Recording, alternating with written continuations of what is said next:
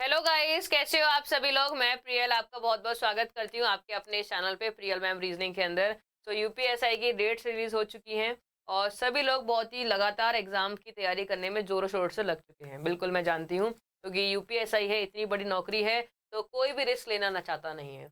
और 12.5 लाख से ऊपर लोगों ने अप्लाई किया है, सो कॉम्पिटिशन भी हाईएस्ट लेवल का होने वाला है। तो आज के इस वीडियो में मैं आपको छोटी सी टिप्स देने चाहूंगी।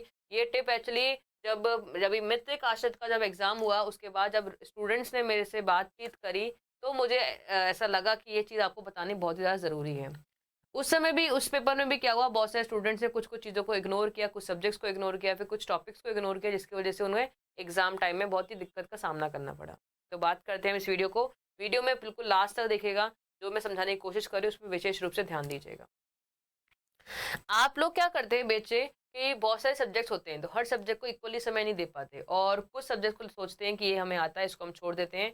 ये टफ है हमारे अकॉर्डिंग, तो इसको हम पढ़ लेते हैं, और जो इजी है उसको नहीं पढ़ते। सबसे बड़ी गलती आप यहीं पे कर देते हैं।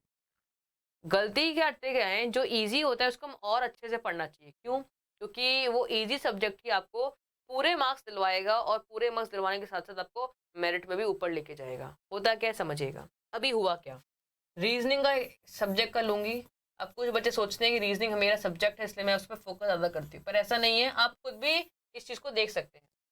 रीजनिंग में क्या हुआ, अभी आपका मृतिक आश्रत का जब पेपर हुआ, मृतिक आश्रत का जब पेपर हुआ, ठीक है, अभी एग्जाम हुआ था, उसमें क्या हुआ कि स्टूडेंट्स ने रीजनिंग को अटेम्प्ट किया। ठीक है, रीजनिंग अटेम्प्ट हो रही थी उनसे, ऐसा नहीं कि नहीं हो रही थी, हो रही थी।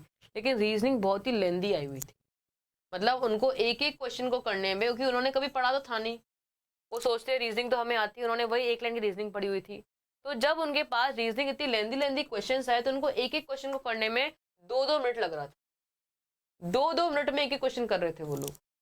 तो जिसकी वजह से बहुत सारे स्टूडेंट्स ने तो रीजनिंग पूरी अटेम्प्ट ही नहीं कर पाई, और जिन्होंने रीजनिंग पहले अटेम्प्ट करी, वो बाकी पेपर को अटेम्प्ट ही नहीं कर पाए। इतना बड़ा नुकसान हो गया।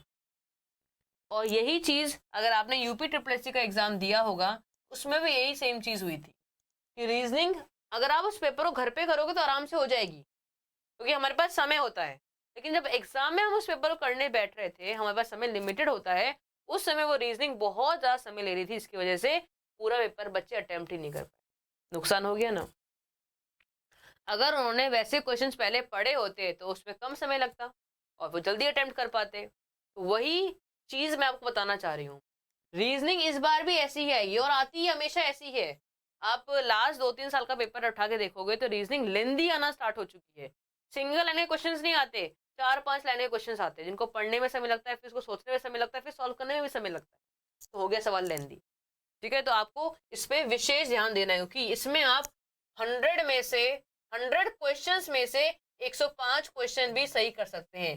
कैसे करेंगे ये मैं आपको बताऊं। ठीक है, दूसरा सब्जेक्ट बच्चे इग्नोर करते हैं, वो है जीके। जीके को वो प्रॉपरली पढ़ के नहीं चाहते हैं। जीके में क्या करेंगे, अपने हिसाब से पढ़ लेंगे। जैसे कि पता नहीं क्यों ऐसा होता है, मुझे समझ में नहीं आता। जीके में बच्चे मूल विधि पे बहुत ध्यान देते हैं, पता नहीं ऐसा क्यों है, या फिर ऐसा माहौल बना रखा है कि ऐसा होता है, बाकी मुझे समझ में नहीं आता क्यों है। और बहुत से बच्चे जो मुझे भी चैलेंज करते हैं, मैडम आप तो पागल हो गई हैं। मैं पागल नहीं हुई है, आपके ऊपर है ना आंखों पे पट्टी बंधी हुई है मूल विधि की, बस इसलिए आपको सब जगह मूल विधि दिखता है। मूल विधि की जगह अगर आप, मूल विधि का जो पेपर का जो वेटेज रहता है वो कम वेटेज रहता है, इससे ज्यादा आप संविधान को समय दीजिए। वेटेज ज्यादा रहता है, स्कोर ज्यादा आएगा। फिर आप करंट अफेयर्स, स्टैटिक जीके और यूपी जीके पे विशेष ध्यान दीजिए। जो चीजें फिक्स हैं पहले उस पे ध्यान दो। पता है हमें कि इतना हम पढ़ लेंगे, यहाँ से हमारे 2 नंबर पक्के हो जाएंगे, तो पहले उस पर पढ़िए ना, उस पर फोकस रखिए।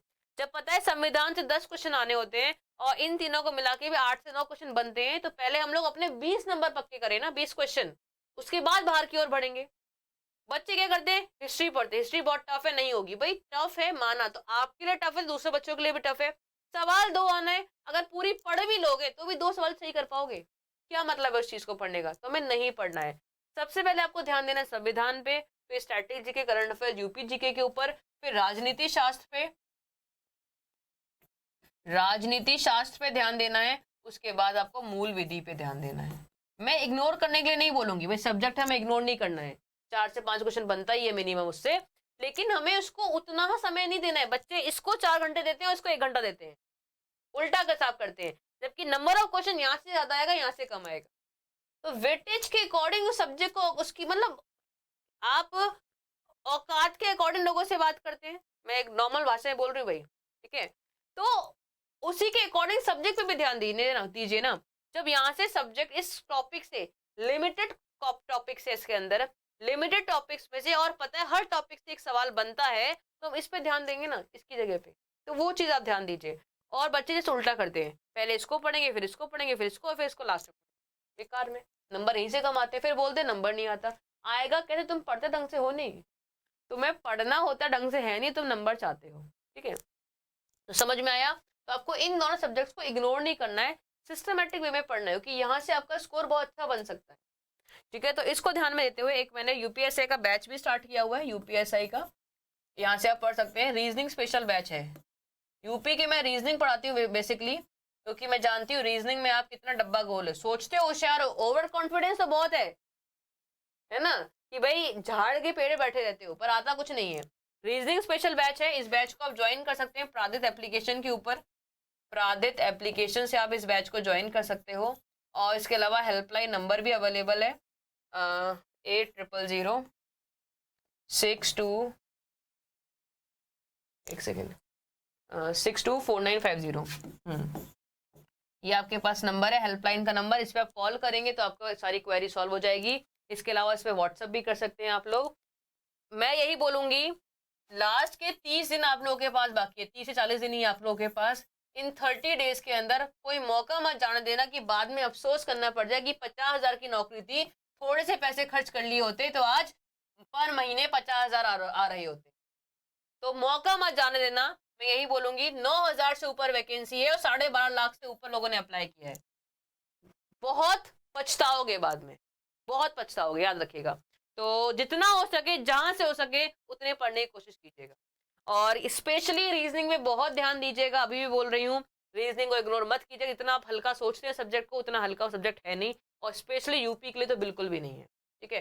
तो ये बैच है यूपीएसआई स्पेशल, हेल्पलाइन नंबर ये रहा, प्रादित एप्लीकेशन में डाउनलोड कर सकते हो, एंड पूरी इन्फॉर्मेशन आपकी ये रही, ठीक है। तो कोई भी क्वेरी आप पूछ सकते हो, मैं यहाँ पे अवेलेबल हूँ। आप कभी भी कोई भी सवाल पूछोगे, मैं आपका जवाब देने के लिए तैयार हूँ, पर मुझे सिलेक्शन चाहिए भाई, सिलेक्शन चाहिए, ठीक है। जय हिंद, जय भारत।